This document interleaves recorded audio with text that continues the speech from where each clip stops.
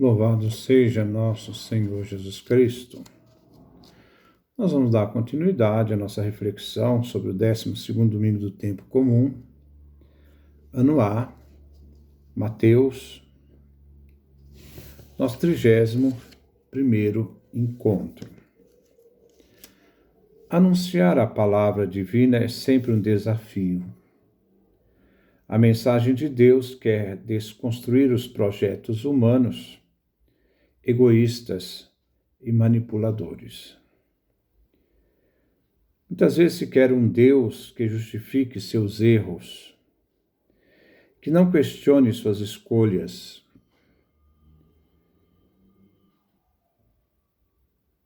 O anúncio da palavra desinstala e provoca conversão. Os valores egoístas humanos não são os valores do reino de Deus. Deus desmascara as falsidades humanas. Isto provoca reações violentas e hostilidades. O cristão deve confiar plenamente em Deus, o Senhor, não temer o mal e as pessoas que defendem o mal, que farão tudo para calar. Eles vão fazer tudo para calar quem é fiel a Deus. Devemos nos colocar confiantes nas mãos de Deus, confiar em sua palavra. Até Jesus foi incompreendido e por isso foi perseguido e morto. Se em torno de Jesus podemos ver pessoas dispostas a ouvi-lo e acreditar na sua mensagem, houve também, como também no profeta Jeremias, pessoas que odiaram Javé com Jeremias e odiaram Jesus. Eles criaram um ídolo, né?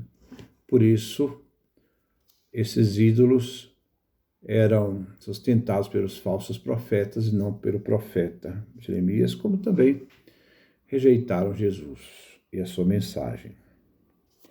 O destino de Jesus, no anúncio do Evangelho, será também o destino dos discípulos e apóstolos, que não devem ter medo dos homens, mas profunda confiança em Deus. Domingo passado nós vimos Jesus que envia seus apóstolos, e neste domingo nós vamos ver Jesus que fala sobre os desafios e a coragem que os apóstolos têm que ter de enfrentar a sua missão. Evangelizar incomoda. As pessoas que não fizeram a experiência profunda de Jesus, eles querem um Jesus adocicado, que aceite seus erros, que não denuncie seus erros. Essas pessoas ridicularizam Jesus em suas ações, porque se sentem incomodados pela sua mensagem. Mas não estamos sós. Jesus nos fortalece na fé e o Pai Eterno nos acompanha. Não podemos ter vergonha de Jesus, mas dele sermos um testemunho vivo no mundo que fala e privilegia a morte. Porque o poder daqueles que são do mundo está na riqueza usada para o mal, no poder que oprime e mata, e não se importa com a vida humana de nenhum ser humano. A antífona de entrada é tirada do Salmo 27 e 28. 27, versão grego-latina, 28, versão hebraica. São os versículos 8 e 9. Este é um salmo do pré-exílio da Babilônia. É uma súplica a Deus e agradecimento. O versículo 8. O Senhor é a força do seu povo, fortaleza e salvação do seu ungido, o rei.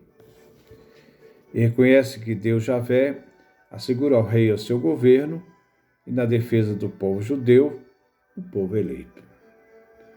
Versículo 9. Salvai, Senhor, vosso povo, abençoai a vossa herança e governai para sempre os vossos servos. Esta súplica da comunidade orante suplica que Deus beneficie seu povo com bênçãos divinas, como também abençoe aos fiéis, povo eleito, pois é Deus que governa este povo. A comunidade orante, confiante, pede a presença e a proteção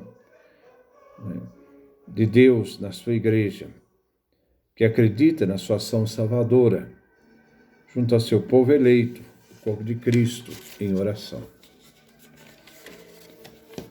A primeira leitura é tirada do profeta Jeremias, capítulo 20, versículo 10º ao 13º. Os habitantes da terra de Judá querem perseguir Jeremias em razão da mensagem e denúncia que o profeta fez diante da traição do povo de Judá, que traiu a aliança, abandonando também Deus Javé, servindo outros deuses. O profeta chamava à conversão. Chamava ao retorno à fidelidade a Javé Deus e à aliança. Jeremias, aqui na primeira parte, lamenta a situação que ele está vivendo. Ele vê que os habitantes estão espalhando medo, terror ao redor, a todos os lados. Isto é, o terror é espalhado contra o profeta Jeremias. O profeta é desprezado, ele é zombado. Jeremias era um profeta que, com suas palavras, colocava medo junto ao povo. Agora, é ele quem tem medo. O povo de Judá quer observar o profeta para pegá-lo no engano, colher verde para colher maduro, e assim o povo possa pegá-lo e vingar-se dele.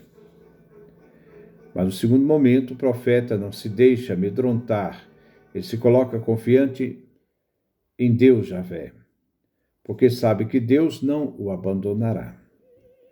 Jeremias tem consciência, sustentado pela fé e fidelidade a Javé, e ele sabe que Deus está com ele. Ele diz: está ao meu lado. E é ele, isto é, Deus, Javé, aquele que o defenderá. O feitiço vai cair contra os feiticeiros.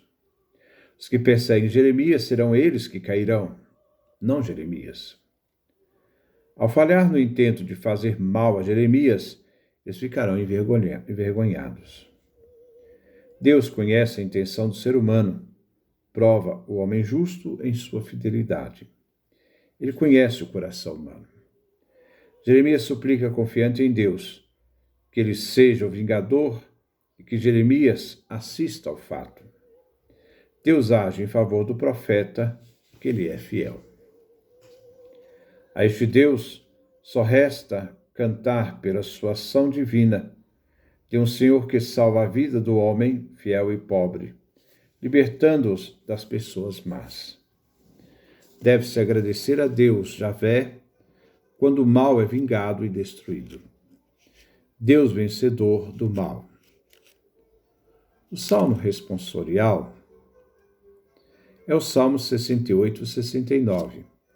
68 versão grego-latina, 69 versão hebraica. É o salmo do período do exílio da Babilônia. O refrão é tirado do versículo 14c. Atendei-me, ó Senhor, pelo vosso imenso amor. O povo do exílio, de forma angustiante, se volta a Javé Deus, único capaz de os salvar.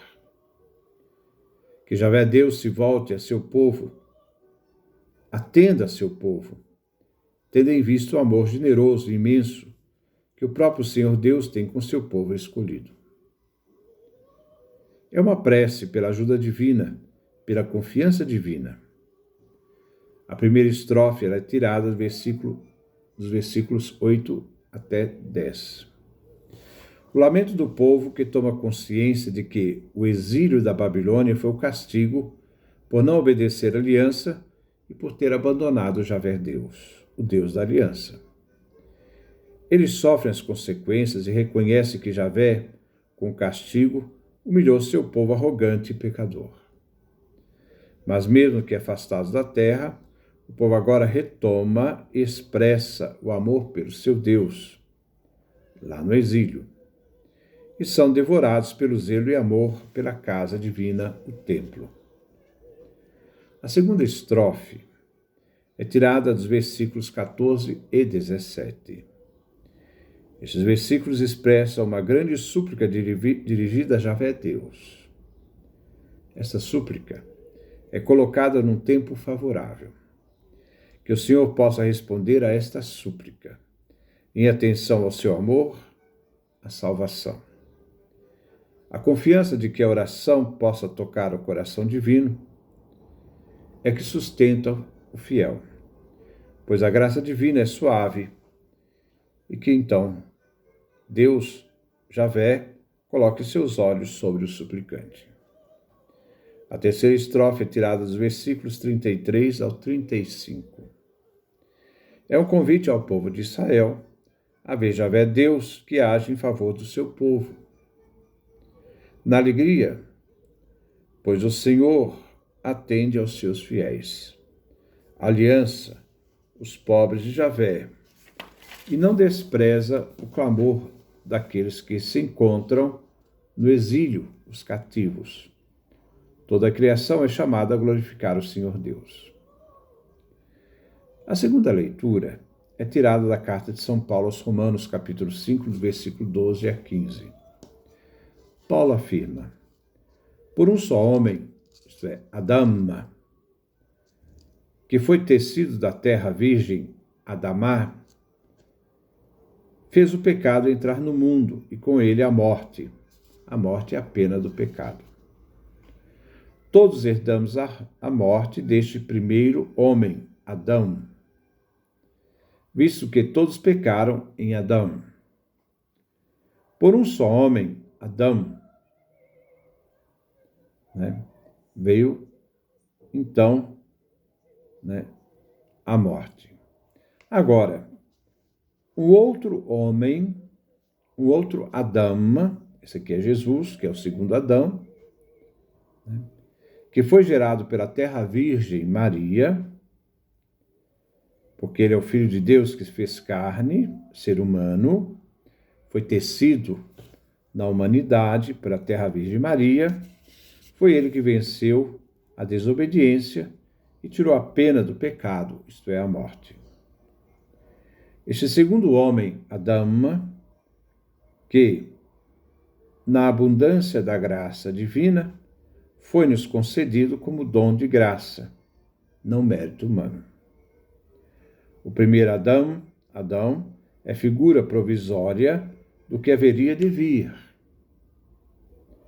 Jesus Cristo, o segundo Adão, é o segundo homem.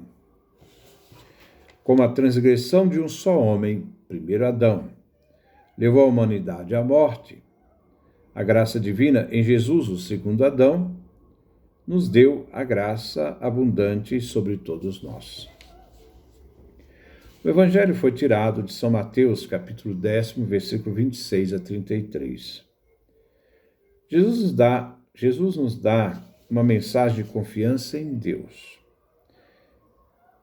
e a não sermos constrangidos diante do mal que quer eliminar e calar os cristãos. Se perseguiram o Mestre, perseguirão também os discípulos. E serão perseguidos por todos aqueles que se opõem à mensagem, ao Evangelho de Jesus, a Boa Nova. Por 3 vezes Jesus diz: não tenhais medo. É uma mensagem de resistência e confiança. Primeiro, não tenhais medo de anunciar o que Jesus diz. Ser fiel ao Evangelho é um desafio. Não se deve temer os homens no anúncio da palavra. O que Jesus diz na escuridão deve ser dito à luz do dia. Ser fiel a Jesus. O anúncio deve ser levado abertamente a todos. O que escutais ao pé do ouvido, isto é, de Jesus, que escutaram Jesus, proclamai-o, anunciai-o sobre os telhados. É um grande anúncio, um grande querigma. Segundo, não tenhais medo. O segundo, não tenhais medo. Não tenhais medo dos homens que matam o corpo, mas não podem matar a alma. Não temer a própria vida. Ser um mártir, um testemunho da mensagem de Jesus. Se deve temer, sim, a Deus, que pode destruir a alma e o corpo no inferno, isto é, ele pode dar a morte eterna. Terceiro, não tenhais medo. Então, a terceira parte, não tenhais medo.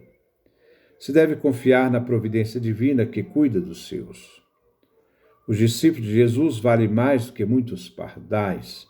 E Deus conhece tudo, até os cabelos da cabeça estão contados. Ele sabe tudo e é providente. Assim, o discípulo não pode temer em se apresentar como discípulo de Jesus, nem apóstolo, e nem pode temer anunciar a mensagem da Boa Nova. O discípulo apóstolo deve declarar ser cristão a favor de Cristo, diante dos homens, pois negar Jesus Cristo por medo terá como consequência que ele mesmo será negado pelo próprio Jesus diante do Pai.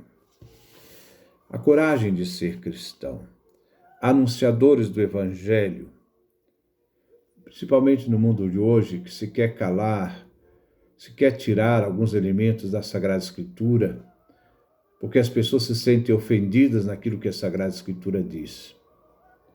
Essa insanidade, essa loucura, né, de não se deixar ser questionado pela palavra de Deus, mas querer eliminar na palavra de Deus aquilo que lhes incomoda, os incomoda. Então, a coragem de ser cristão e anunciador do Evangelho deve enfrentar os homens e suas ameaças.